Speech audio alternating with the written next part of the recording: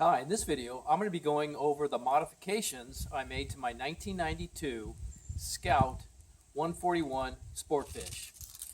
That being said, let's go ahead and get started.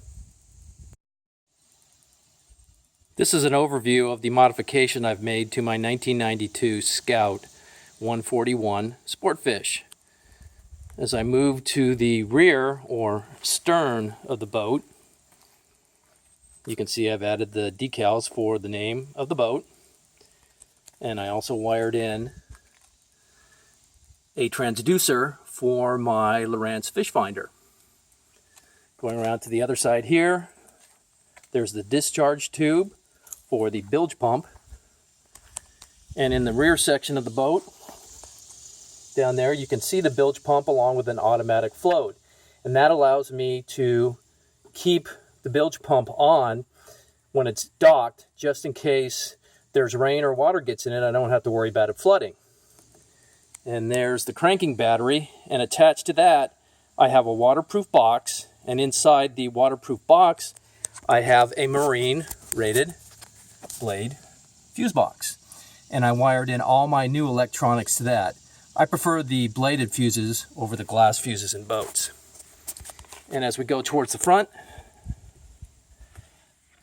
this is my external plug-in for the dual bank Pro Mariner 12 battery charger, and once I unplug it from the dock or the garage, all I have to do is coil up this cord and put it inside the center console. So as we go to the center console, on this side you can see my Pro Mariner 12 dual bank charger, and then way in the back, tucked in there, is my 12 volt 100 amp hour battery that is solely dedicated to the trolling motor.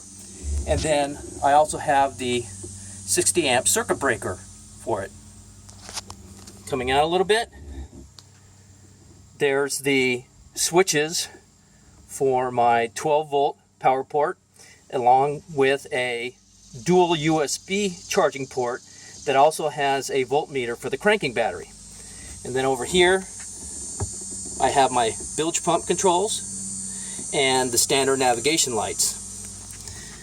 Up here on the dash of my center console, I added a cell phone mount along with my 7-inch Lowrance fish finder.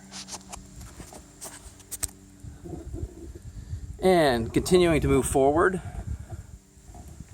I have a couple of beverage holders that I added, which are very important. And up towards the casting deck, I have a fishing rod holder, which can double as a trolling rod holder, as well as just a place to set my fishing rod while I'm up on the casting deck. And then here's the plug for my trolling motor.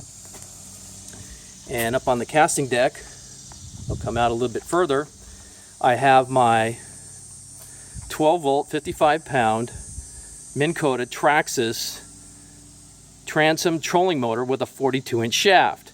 Now I go over the modifications I made to this trolling motor to make it work on this boat if you're interested.